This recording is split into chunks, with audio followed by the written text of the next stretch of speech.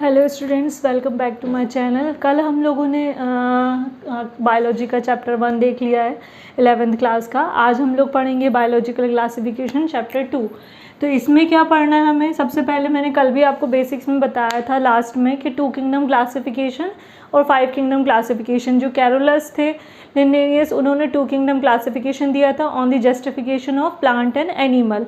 लेकिन 5 kingdom classification किस basis पे आया? धीरे धीरे जैसे जैसे डिस्कवरीज हो रही थी तो हमें पता चल रहा था कि बहुत सारे ऑर्गेनिज्म प्लांट और एनिमल के अलावा भी हैं, जैसे कि यूनिसेलुलर ऑर्गेनिज्म हुए, मल्टी सेलुलर हुए, प्रोकैरियोटिक हुए, यूकैरियोटिक हुए, फिर हेट्रोट्रॉपिक हैं, फिर कुछ सेप्रोफिटिक हैं, कुछ ऑटोट्रॉपिक हैं, कुछ अपना फूड, मतलब बेसिस ऑफ बोल सकते हो आप बेसिकली न्यूट्रिशन बेस पे। ठीक है, न्यूट्रिशन बेस हो गया, ठीक है, रिप्रोडक्शन हो गया, फिर उसके बाद उनका हैबिटेट हो गया, ठीक है, कहाँ रहते हैं वो, हैबिटेट हो गया। इसके बाद उनका mode of nutrition, reproduction, habitat के बाद आप बोल सकते हो उनका स्ट्रक्चर, जैसे कि सेल वॉल प्रेजेंट है कि नहीं है, बॉडी और बॉडी टाइप कैसा है उनका। ठीक है, इन बेसिस पे क्या हुआ कि आगे धीरे धीरे जैसे जैसे डिस्कवरीज होती गई तो फिर आगे जो प्लांटी और एनिमलिया जो क्लासिफिकेशन था उसको और मॉडिफाई कर दिया गया। मतलब टोटली आप बोल सकते हो कि जो R.H. व्हिटेकर आए, कल भी मैंने बताया था आपको R.H. व्हिटेकर, इन्होंने क्या कहा था? इन्होंने इसी के बेसिस पे कि nutrition, reproduction, habitat, cell wall, body type, इन सब को ध्यान में रखते हुए उन्होंने पूरा जो क्लासिफिकेशन था प्लांटी और एनिमलिया का, उसको टोटल किस में डिवाइड कर दिया? 5 किंगडम क्लासिफिकेशन में डिवाइड कर दिया। ठीक है, 5 किंगडम क्लासिफिकेशन। और उन्होंने क्या बताया? 5 बताई आपको, मतलब क्लासेस बताई। सबसे पहला आता है मोनेरा, ठीक है, सेकंड आता है आपका प्रोटेस्टा, थर्ड आता है आपका फंगई, फोर्थ आता है आपका प्लांटी, और फिफ्थ है आपका एनिमलिया, जिसमें हम लोग आते हैं। ठीक है, ये आ गया आपका एनिमलिया। तो क्या है, इस बेसिस पे, मतलब इन सारे बेसिस पे हमने 5 किंगडम क्लासिफिकेशन मतलब हमने पढ़े 5 किंगडम क्लासिफिकेशन में, जो कि अलग अलग उनके बॉडी टाइप, न्यूट्रिशन और उनके रिप्रोडक्शन, हैबिटेट के बेसिस पे उनको क्लासिफाई किया गया। सबसे पहला जो है वो है मोनेरा। मोनेरा देखते हैं। मोनेरा में क्या होता है? मोनेरा होता है यूनिसेलुलर ऑर्गेनिज्म, और साथ में इसको हम क्या बोलते हैं? प्रोकैरियोट भी बोलते हैं। क्या बोलते हैं? Prokaryotic organism. प्रो का मतलब होता है प्रिमिटिव, ठीक है, प्रो का मतलब होता है प्रिमिटिव। कैरियोट का मतलब होता है न्यूक्लियस। जिसमें प्रिमिटिव टाइप ऑफ न्यूक्लियस पाया जाता है उनको बोला जाता है प्रोकैरियोटिक एनिमल या प्रोकैरियोटिक ऑर्गेनिज्म, और उनको यूनिसेलुलर ऑर्गेनिज्म भी कहा जाता है, जो कि नेकेड आइट से विजिबल नहीं होते हैं, वो कहलाते हैं मोनेरा। इसका सबसे अच्छा एग्जाम्पल आपका आप बोल सकते हो बैक्टीरिया। बैक्टीरिया जो है वो कहीं पे भी पाया जाता है, वाटर में, hot spring, deep sea, snow, मतलब आपका कह सकते हो ऑल ओवर दी, आप अगर देखा जाए तो वर्ल्ड में सब जगह, और अलग अलग टाइप के, अलग अलग कंडीशन के, टेम्परेचर के अकॉर्डिंग बैक्टीरियाज होते हैं। इवन इंक्लूडिंग आवर बॉडी, हम देखें तो हमारी बॉडी में भी बहुत सारे 100 बैक्टीरियाज हमारी बॉडी में भी होते हैं। तो बैक्टीरिया के बारे में हम पढ़ेंगे। अच्छा, बैक्टीरिया को क्या किया गया? 4 शेप्स के बेसिस पे, ठीक है, शेप के बेसिस पे इसको 4 टाइप्स में डिवाइड किया गया। सबसे पहला टाइप जो था बैक्टीरिया का वो था कोकाई। कोकाई का मतलब होता है कैसा? स्पेरिकल का मतलब गोल, ठीक है, स्पेरिकल शेप में इसको बनाया गया। कैसा रहेगा इसका शेप? इस तरीके से, ठीक है, गोल रहेगा। छोटे छोटे बैक्टीरिया यूनिसेलुलर जो रहेंगे गोल, वो कैसे रहेंगे? शेप के बेसिस पे उनको बैक्टीरिया को कोकाई बोला या कोकस बोल सकते हैं। सेकंड, दूसरा जो शेप आया उनका बेसिलस का मतलब होता है रॉड शेप, ठीक है, बेसिलस का मतलब होता है रॉड शेप। इसको बेसिलाई भी बोलते हैं, जैसे इसको कोकाई बोल रहे हैं, इसको बेसिलाई भी बोला जाता है। ये कैसे रहेंगे? ये इस तरीके से थोड़े से रॉड शेप के रहेंगे, ये रॉड शेप के रहेंगे, तो इनको क्या बोला? बेसिलस। थर्ड आया क्या? कॉमा शेप, ठीक है, कॉमा शेप मतलब आप बोल सकते हो इसको विब्रम या विब्रियो, ठीक है, विब्रियो। ये कैसा रहेगा? ये ऐसा कॉमा के शेप में रहेगा, ये ऐसे जैसे कॉमा लगाते हैं आप वैसे उस शेप में रहेगा। फिफ्थ आया आपका क्या, कॉमा हो गया, बैसिलस हो गया, स्पेरिकल, स्पेरिकल मतलब थोड़ा सा आड़ा टेढ़ा, स्पेयर इस तरीके से, और इसमें साथ में क्या रहेंगे, फ्लैजिला भी रहेंगे, ये इस तरीके के जो रहेंगे बैक्टीरिया स्पेरिकल। स्पाइरुला बोल सकते हो आप इसको, स्पेरिकल, ठीक है, ये स्पेयर की शेप में रहेंगे। तो इस तरीके से मतलब उनके क्या शेप के बेसिस पे बैक्टीरिया को 4 उसमें डिवाइड किया गया। अब इसके बाद हम धीरे धीरे देखते हैं बैक्टीरिया की क्या है, अलग अलग वैरायटी हैं, मतलब उनको कैसे कैसे उनके शेप के बेसिस पे उनका नॉमेनक्लेचर किया गया। अब हम लोग देखते हैं, सबसे पहले हमने मोनेरा देखना है। मोनेरा में कौन से बैक्टीरिया आते हैं, मोनेरा, ठीक है। मोनेरा में सबसे पहले हम देखेंगे, मान लीजिए ये हमारा पहला है किंगडम ए, ठीक है। अब मोनेरा के अंदर हमें पता है ये क्या होता है, ये यूकैरियोटिक होता है, प्रिमिटिव टाइप मैंने अभी आपको बताया। इसका एग्जांपल हम लेते हैं जैसे आर्कीबैक्टीरिया, आर्कीबैक्टीरिया, ठीक है। इसमें क्या होता है, आर्कीबैक्टीरिया जो रहते हैं वो यूनिसेलुलर हैं, प्रिमिटिव टाइप हैं, सेल वॉल होती है इनकी। सेल वॉल जो रहती है वो किसकी बनी होती है, अमाइनो एसिड्स की बनी होती है, पेप्टाइडोग्लाइकेन्स की बनी होती है, मतलब पॉलीसेकेराइड अमाइनो एसिड्स की चेन होती है, ठीक है। अब आर्कियोबैक्टीरिया भी बहुत टाइप के होते हैं, जैसे कि सबसे पहले होते हैं कुछ, ये लोकेशंस के बेसिस पे बताया गया है कि किस लोकेशन के बेसिस पे आर्कियोबैक्टीरिया पाए जाते हैं। जैसे कि सबसे पहले जो ये आर्कियोबैक्टीरिया जो हैं वो हार्शी कंडीशंस में पाए जाते हैं, ठीक है। अब इसमें कंडीशन में कौन सी सबसे पहले आ जाएगी, जैसे कि साल्टी एरिया हो गया आपका, साल्टी एरिया या साल्टी लोकेशन हो गई, ठीक है, साल्ट लोकेशन हो गई, जिसमें क्या होगा, सॉल्ट लोकेशन में जो पाए जाएंगे बैक्टीरिया उनको हम बोलेंगे हेलोफाइल्स। क्या बोलेंगे, हेलोफाइल्स। हेलो का मतलब होता है, हेलो वर्ड का मीनिंग होता है सॉल्ट।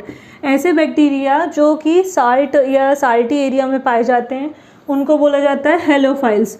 दूसरा क्या होगा, दूसरा हम ले लेते हैं जैसे कि हॉट स्प्रिंग में पाए जाते हैं, ये लोकेशन के बेसिस पे है, ठीक है। हॉट स्प्रिंग मतलब गर्म जगह वाले जो होती हैं, एरिया या प्लेसेस होती हैं उनको हॉट स्प्रिंग्स बोलते हैं। तो उसमें जो वर्ड यूज़ किया जाता है, गर्मी के लिए जनरली हम थर्मामीटर से टेम्परेचर नापते हैं तो थर्मा वर्ड यूज़ करते हैं, तो इसीलिए थर्मो बोल सकते हैं इसको, थर्मो एसिडोफाइल्स, ठीक है। थर्मोफाइल्स भी बोल सकते हो आप, थर्मो एसिडोफाइल्स भी बोल सकते हो, थर्मो एसिडोफाइल्स। फिर इसके बाद आते हैं 3rd नंबर पे मार्शी एरिया में। मार्शी का मतलब क्या होता है, दलदल वाला एरिया। तो जो मार्शी एरिया में पाए जाएंगे उनको क्या बोलेंगे, मार्शी एरिया में आपको पता है जनरली क्या होता है, कॉमन है, मीथेन गैस का फॉर्मेशन होता है, तो इसीलिए उसका नाम क्या रख दिया, मिथेनोजेंस, ठीक है, इनका नाम रख दिया मिथेनोजेंस। साल्ट एरिया में पाए जाने वाले हेलोफाइल्स, हॉट स्प्रिंग मतलब थर्मो एसिडोफाइल्स या थर्मोफाइल्स बोल सकते हो आप। मार्शी एरिया में पाए जाने वाले बैक्टीरिया को मिथेनोजेंस बोलेंगे। अब इसके बाद आते हैं, इसी में ही एक और कैटेगरी आती है, ये आप बोल सकते हो ए का ए पॉइंट है, 1 पॉइंट है, ठीक है। अब ये आता है 2nd पॉइंट, ठीक है। सेकंड में आते हैं अपन यू बैक्टीरिया, ठीक है। यू बैक्टीरिया, यू का मतलब होता है ट्रू भी होता है और अभी मैंने बताया था प्रिमिटिव भी होता है, ठीक है। ऐसे बैक्टीरिया या ट्रू बैक्टीरिया जो कि एक्चुअली पाए जाते हैं, वो मतलब दिखते तो नहीं है लेकिन माइक्रोस्कोप वगैरह से आप देखोगे तो दिख जाएंगे, वो कहलाते हैं यू बैक्टीरिया या यूनिसेलुलर। इनको यू बैक्टीरिया को जनरली इनका जो देखा गया न्यूट्रिशन बेसिस देखा गया। आर्की बैक्टीरिया लोकेशन वाइज बताया गया है, ठीक है। फिर उसके बाद यू बैक्टीरिया है, सबके इनके भी डीप में आपको अभी क्या देखने, इनका रिप्रोडक्शन कैसे होता है, इनका मोड ऑफ न्यूट्रिशन कैसा होता है, फिर इनका भी मोड ऑफ न्यूट्रिशन, ये हम धीरे धीरे करके, अभी जस्ट मैं आपको एक इंट्रो बता रही हूँ कि किस तरीके से इनकी लोकेशन या मोड ऑफ न्यूट्रिशन के बेसिस पे इनको कैटेगराइज किया गया। यू बैक्टीरिया को ट्रू बैक्टीरिया बोलेंगे, ट्रू बैक्टीरिया रहेंगे, ये भी यूनिसेलुलर होते हैं। इनका क्या होता है, इनका न्यूट्रिशन बेसिस पे बताया गया है, इनको न्यूट्रिशन बेसिस पे बताया गया। अब इसमें न्यूट्रिशन बेसिस में सबसे पहला आ जाता है ऑटोट्रॉपिक। ऑटो का मतलब होता है सेल्फ, जो अपना खाना खुद बनाए, ठीक है। Those bacteria which can make their own food, वो कहलाते हैं क्या, ऑटोट्रॉपिक का एग्जाम्पल आप ले सकते हो क्या, साइनोबैक्टीरिया सबसे अच्छा एग्जाम्पल है। साइनोबैक्टीरिया को ब्लू ग्रीन एल्गी भी बोला जाता है, बैक्टीरिया, ठीक है। साइनोबैक्टीरिया को ब्लू ग्रीन एल्गी भी बोला जाता है, ये इंपॉर्टेंट नाम है, याद रखिएगा, ठीक है, ब्लू ग्रीन एल्गी। और दूसरी चीज़, ब्लू ग्रीन एल्गी जो रहती है वो किस में पाई जाती है? फ्रेश वाटर में पाई जाती है, मेराइन वाटर में पाई जाती है, ठीक है। इसके अलावा ये जो रिप्रोडक्शन वगैरह अगर देखा जाए तो ये क्या करते हैं, ये फिजन के फॉर्म में रिप्रोडक्शन करते हैं। और किस फॉर्म में रहते हैं? ये हमेशा फिलामेंटस फॉर्म में रहते हैं। इस तरीके से इनका ऐसा करके कुछ स्ट्रक्चर रहता है, ठीक है, ये ऐसा आड़ा टेढ़ा सा स्पाइरल शेप में ये फिलामेंट जैसे रहते हैं, फिलामेंट जैसे पाए जाते हैं। कॉलोनियल बोल सकते हो आप इसको, क्या कॉलोनियल फॉर्म में पाए जाते हैं, ठीक है। और फिर इसके बाद सेकंड आते हैं हम, सेकंड मोड ऑफ न्यूट्रिशन रहता है आपका कीमोसिंथेटिक बैक्टीरिया, कीमोसिंथेटिक बैक्टीरिया, ठीक है। कीमो का मतलब होता है केमिकल, जो ऐसे बैक्टीरिया जो कि क्या केमिकल्स का यूज़ करें, केमिकल इन द सेंस बोल सकते हो आप इनऑर्गेनिक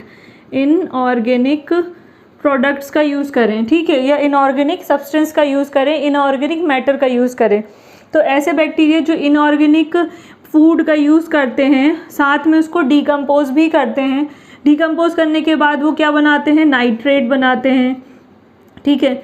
नाइट्रेट हो गया आपका, नाइट्राइट हो गया, ठीक है, अमोनिया हो गया, NH3 हो गया। ये क्या करते हैं?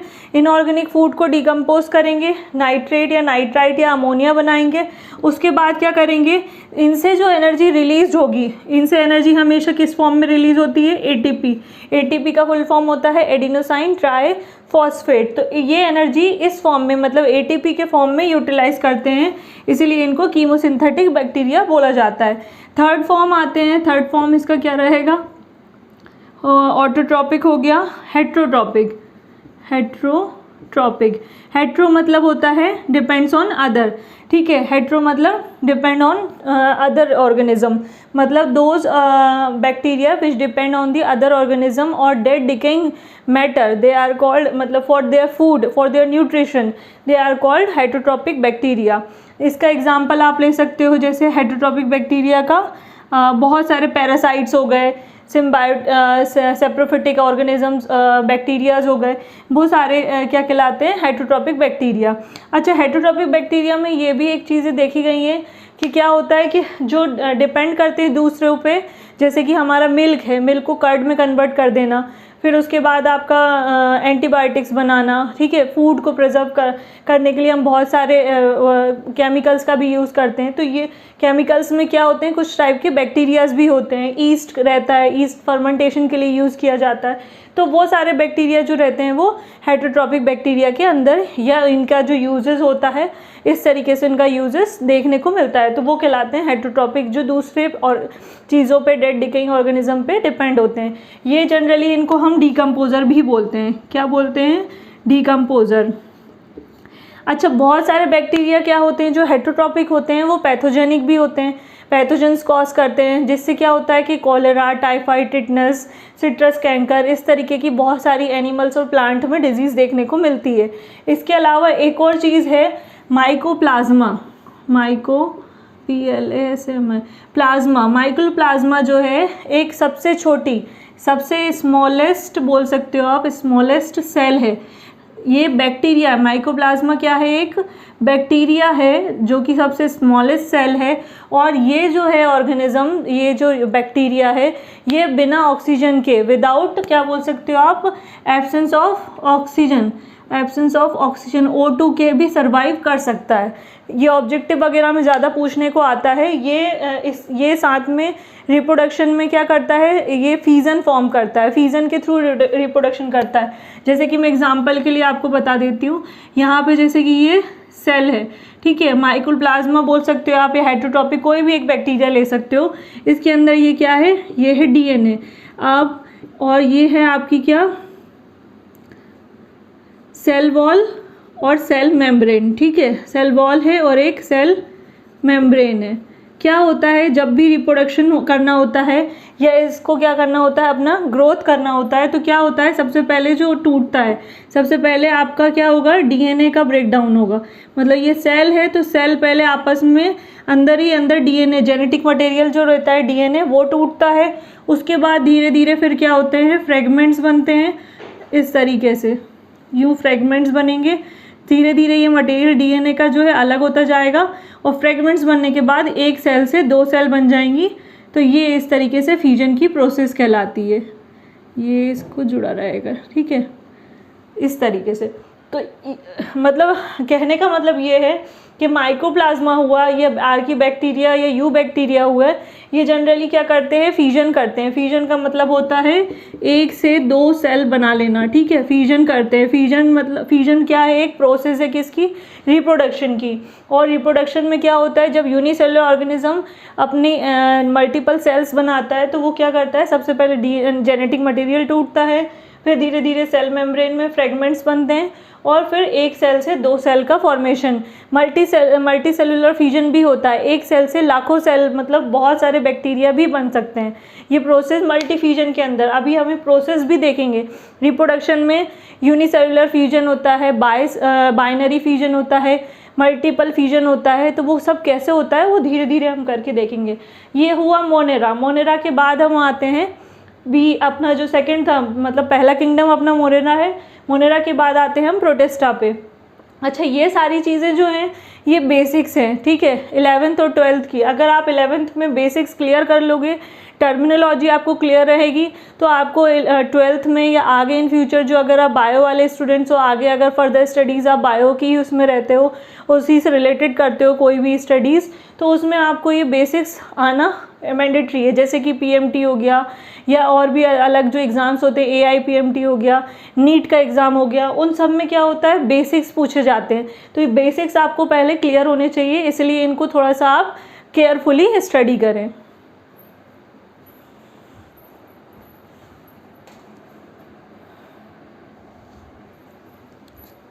अब नेक्स्ट देखते हैं हम, मोनेरा हमने देख लिया। अब भी हम लोग देखेंगे क्या, प्रोटिस्टा।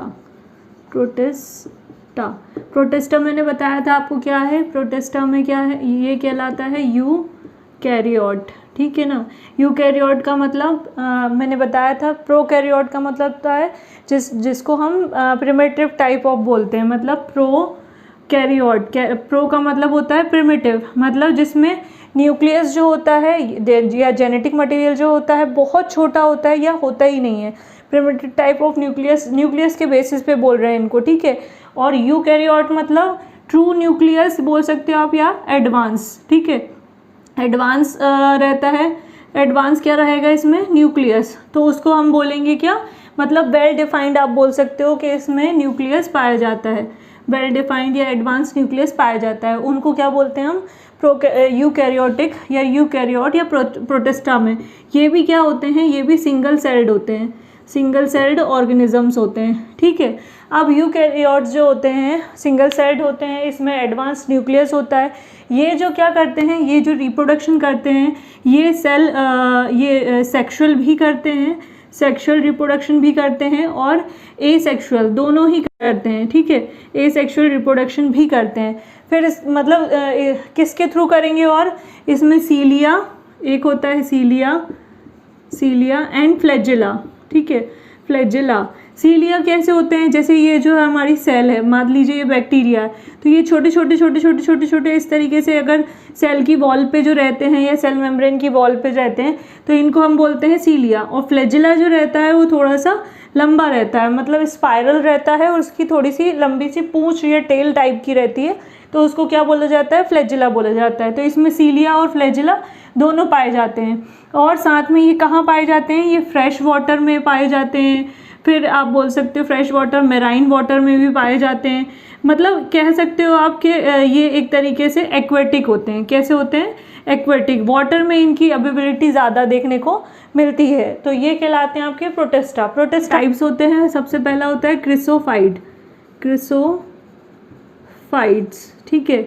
फिर इसके बाद आता है स्लाइम मोल्ड्स, ठीक है। ये बैक्टीरिया के मतलब प्रोटिस्टा जो हमारी हमने कैटेगरी बनाई है उसमें ये इतने टाइप के मतलब बैक्टीरिया या यूनिसेलुलर ऑर्गेनिज्म देखने को मिलते हैं। स्लाइम। थर्ड आता है आपका डाइनोफ्लैजिलेट्स, डाइनोफ्लैजिला भी बोल सकते हो आप, ठीक है। फोर्थ आता है आपका प्रोटोजोअन। फिफ्थ है आपका यूग्लिनॉइड। अच्छा, ये सारे क्या हैं, ये इतने टाइप्स के जो हैं बैक्टीरियाज या आप बोल सकते हो यूनिसेलुलर ऑर्गेनिजम्स हमें देखने को मिलते हैं। इनको जनरली क्या बोला जाता है, वाटर में पाए जाने के कारण इनको प्लैंकटन्स भी बोला जाता है। क्या बोला जाता है, प्लैंकटन्स। ये क्या करते हैं जनरली, ये वाटर के लेवल मतलब जैसे कि सबसे पहले हम अगर देखते हैं क्रिसोफाइट्स को देखते हैं हम, तो ये क्या होते हैं, ये डायटम्स कहलाते हैं, ठीक है। डायटम्स का मतलब होता है एल्गी, एक तरीके की एल्गी होती है ये, और ये कैसी होती है, गोल्डन कलर की होती है, ठीक है। ये गोल्डन कलर की रहती है। गोल्डन कलर की किस पे रहती है, वाटर की जो सरफेस होती है, जैसे ये ओशियंस हुआ या बड़े बड़े जो लैक्स हो गए, ठीक है, सी हो गए, तो उनके ऊपर ये इस तरीके से जमी हुई रहती हैं। और इनकी जो बॉन्डिंग होती है, आपस की जो बॉन्डिंग होती है इतनी ज़्यादा टाइट होती है, हार्ड होती है, लाइक जैसे कि सिलिका, जैसे आप बोल सकते हो सिलिका जैसी होती है। सिलिका एक तरीके का आप बोल सकते हो ये सीक्रेट ही करती हैं, इनकी सेल वॉल जो है वो बनाती हैं, जहाँ पे क्या होता है, जैसे कि ये जमी हुई होती हैं। अगर मान लीजिए किसी वॉल पे अगर आ जाएं तो ये मिलियंस और बिलियन ईयर्स तक आप बोल सकते हो कि वहाँ से ये हटती नहीं है, इतनी ठोस होती है सिलिका, हार्ड होती है। तो ये सिलिका जैसी वॉल एक क्रिएट कर लेती हैं वहाँ पे, इस पे भी बोल सकते हो आप, या उसकी जो अर्थ होती है या सरफेस होती है अर्थ पे अगर ये आती हैं क्रिसोफाइट्स या डायटम्स या गोल्डन एल्गी जो आती हैं, तो सिलिका की वॉल क्रिएट कर लेती हैं, जो कि क्या नॉन ब्रेकेबल रहती है। कैसी होती है, नॉन ब्रेकेबल, जिसको हम तोड़ नहीं सकते। इसका जो यूज़ किया जाता है, इसका यूज़ अगर हम देखें तो यूज़ कहाँ कहाँ किया जाता है, इसका यूज़ पॉलिशिंग में किया जाता है, ठीक है, पॉलिशिंग में यूज़ किया जाता है, ऑयल फिल्ट्रेशन में किया जाता है, सिरप्स वगैरह बनाने में किया जाता है, मतलब बहुत जगह इसका क्रिसोफाइट्स का यूज़ किया जाता है। ये एक वैरायटी है जो कि क्या है, प्रोटिस्टा में आती है। अच्छा, प्रोटोजोन भी आपने पढ़ा होगा। प्रोटोजोन जैसे कॉमन अभी हम पढ़ेंगे, आगे मैं समझाऊंगी। प्रोटोजोन जनरली आपको पता है एनोफिलिस मॉस्किटो जो होता है, एनोफिलिस मॉस्किटो से आपको पता है मलेरिया होता है, जो कि एक प्रोटोजोन डिजीज़ है। तो इस तरीके से मतलब ये ऐसी कैटेगरीज हम पढ़नी है जिनके कारण क्या यूजेस भी हैं, कुछ साइड इफ़ेक्ट्स भी हैं, ये लोग कैसे सर्वाइव करते हैं, इनका मोड ऑफ न्यूट्रिशन क्या होता है, ये सारी चीज़ें हमें पता होनी चाहिए। ये बेसिक्स हैं तो ये आपको क्लियर होने चाहिए। प्रोटिस्टा हो गया eukaryotic, single cell, advance nucleus पाया जाता है, सेक्सुअल एसेक्सुअल रिप्रोडक्शन करते हैं, सीलिया फ्लैजिला पाए जाते हैं, फ्रेश वाटर मेराइन वाटर में पाए जाते हैं, इसलिए ये एक्वेटिक कहलाते हैं। ये इतने टाइप्स के होते हैं, क्रिसोफाइट्स, स्लाइम मोल्ड, डाइनोफ्लैजिलेट्स, ठीक है, प्रोटोजोन, यूग्लिनॉइड, सबको हम एक एक करके देखेंगे। क्रिसोफाइट्स क्या होते हैं, अच्छा ये जनरली वाटर में पाए जाते हैं, वाटर की सरफेस पे, इसलिए इनको प्लैंकटन्स भी बोला जाता है। क्रिसोफाइट्स जो होते हैं डायटम्स या एल्गी, गोल्डन एल्गी की फॉर्म में होते हैं। इनका जो ये जो जब वाटर की सरफेस पे रहते हैं तो ये एक सिलिका की वॉल क्रिएट कर लेते हैं, जो कि बिलियंस या मतलब आप बोल सकते हो 100 ईयर्स तक की रहती है, उनके चले जाने की या डेड हो जाने के बाद भी रहती है, और जो कि कैसी होती है, नॉन ब्रेकेबल। इसका यूज़ किया जाता है पॉलिशिंग में, ऑयल फिल्ट्रेशन में, सिरप्स वगैरह बनाने में। अब आगे देखते हैं हम क्या, स्लाइम मोल्ड्स। हम देखते हैं, हमने क्रिसोफाइट्स देख लिया, अब हम देखेंगे स्लाइम मोल्ड्स। स्लाइम मोल्ड्स क्या होते हैं, ये जनरली जो रहते हैं सेप्रोफाइट्स होते हैं। सेप्रोफाइट्स मतलब सेप्रोफाइट का मतलब होता है न्यूट्रिशन, मोड ऑफ न्यूट्रिशन आप बोल सकते हो इनका कैसा होता है, सेप्रोफिटिक होता है। सेप्रोफिटिक या सेप्रोफाइट्स का मतलब होता है जो ऑर्गेनिक मटेरियल से, क्या किससे, ऑर्गेनिक मटेरियल से अपना फूड ले लें, जैसे कि पत्तियां हैं या ट्विग है, या फिर आप बोल सकते हो जो अच्छा ऑर्गेनिक मैटर होता है उसके साथ या उसके आसपास क्या रहते हैं, ये उसके आसपास जमा हो जाते हैं, ठीक है, उसके आसपास ये जमा होते हैं और क्या करते हैं, कॉलोनी फॉर्म कर लेते हैं, और फिर इससे न्यूट्रिशन लेना स्टार्ट करते हैं, और इसको क्या कर देते हैं, डिके कर देते हैं, सड़ा देते हैं। मतलब अच्छे खासे फूड को सड़ा देना या डिकेइंग कर देना और उसको एनगल्फ करना, उसको यूटिलाइज करना, उससे न्यूट्रिशन लेना, दैट इज़ कॉल्ड सेप्रोफिटिक या सेप्रोफाइट्स बैक्टीरिया। स्लाइम मोल्ड्स जब एग्रीगेट होते हैं या कॉलोनी बनाते हैं तो वो क्या करते हैं, एक रिजिड कॉलोनी बना लेते हैं और उससे वो लॉन्ग मतलब वो बढ़ते हैं तो वो बढ़ते ही चले जाते हैं। और जनरली किस फॉर्म में पाए जाते हैं, स्पोर्स के फॉर्म में। किस फॉर्म में पाए जाएंगे, ये स्पोर बनाते हैं, छोटे छोटे स्पोर्स होते हैं।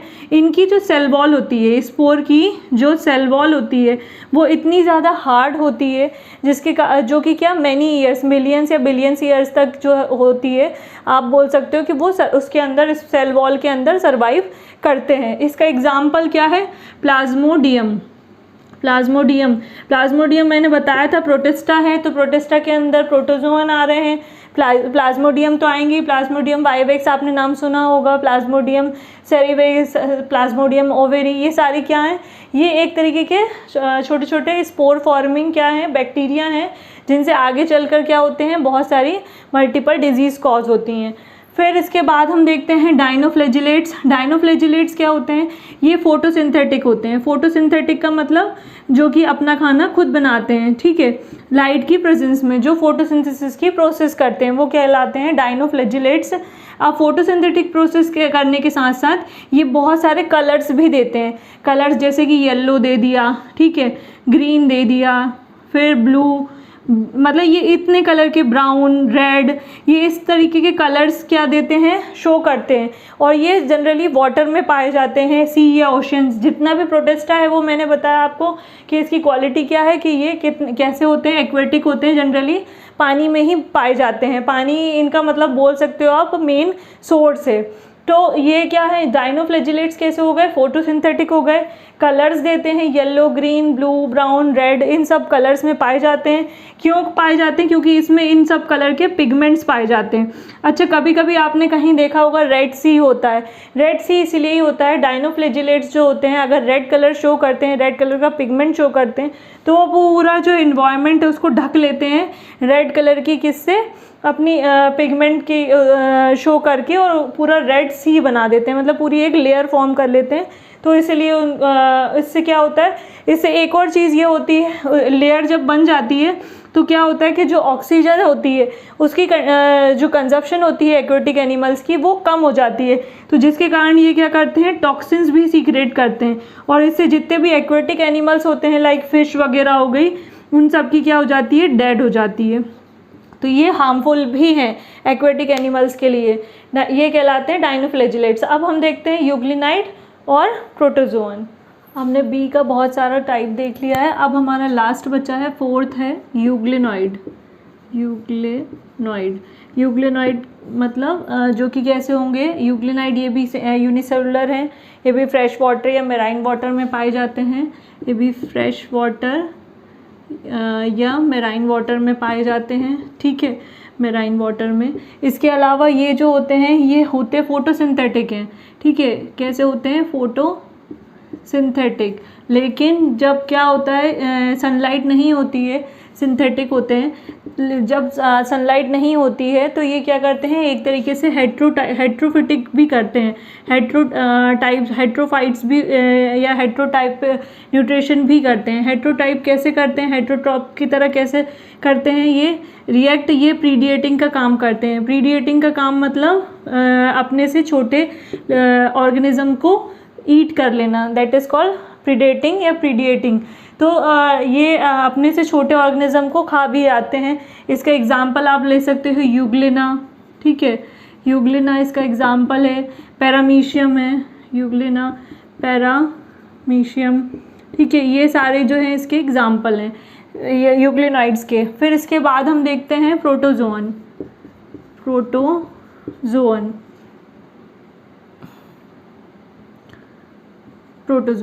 प्रोटोजोअन जो होते हैं ये भी प्रिमिटिव टाइप होते हैं, वही यूनिसेलुलर प्रोटिस्टा की ब्रांच है, एक्वेटिक होते हैं।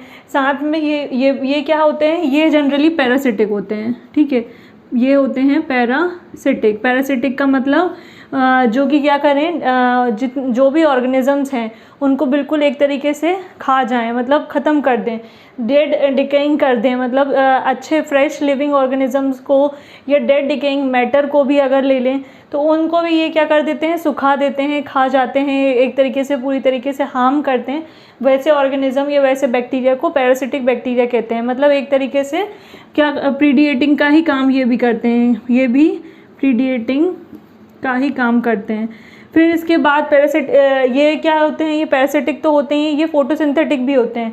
प्रोटोजोन्स जो होते हैं वो फोटोसिंथेटिक भी होते हैं, प्रीडिएटिंग का काम करते हैं। ये 4 टाइप से पाए जाते हैं। मतलब किस टाइप से, पहला हो गया अमीबा, ठीक है, दूसरा हो गया आपका फ्लैजिला,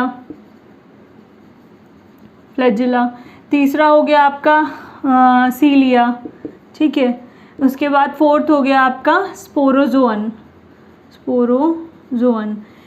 अमीबा मतलब जो अमीबा के शेप के रहेंगे, अमीबा प्रोटोजोअन मतलब जो अमीबा के शेप के रहेंगे, इस तरीके से आड़े टेढ़े।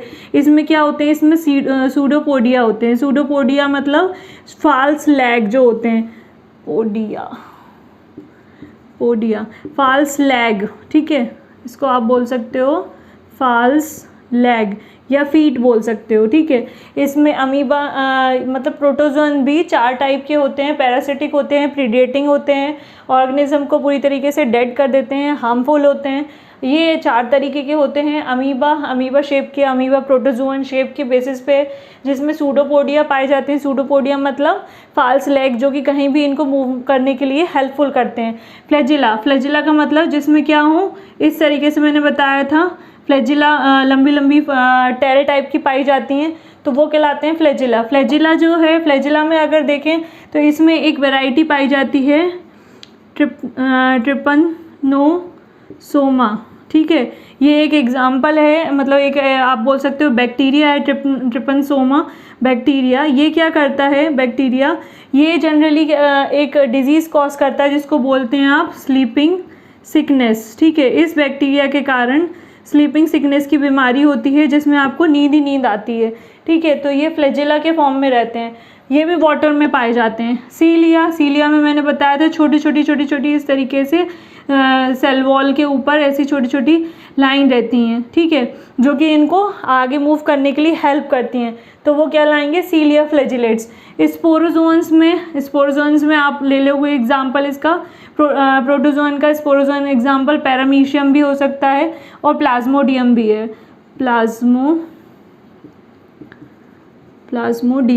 प्लाज्मोडियम मैंने बताया ही था आपको। प्लाज्मोडियम क्या है, प्लाज्मोडियम अलग अलग टाइप के बैक्टीरिया हैं, स्पोर फॉर्म करते हैं।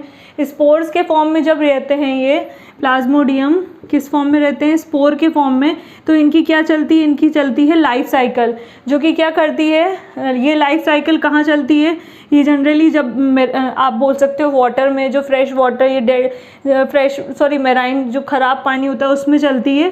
साथ में जब इसकी लाइफ साइकिल चलती है तो ये बहुत सारे क्या करती है, डेवलप्ड आप बोल सकते हो वेक्टर्स कॉज करती है या बनाती है, जो कि मलेरिया कॉजिंग एजेंट है, ठीक है। मतलब ये जो है स्पोरोजोन प्रोटिस्टा के अंदर, आपको ये याद रखना होगा, स्पोरोजोन फॉर्म में, मतलब प्रोटोजोन की ही स्पीशीज़ है, आप बोल सकते हो बैक्टीरिया एक उस प्रोटोजोन में पाया जाता है।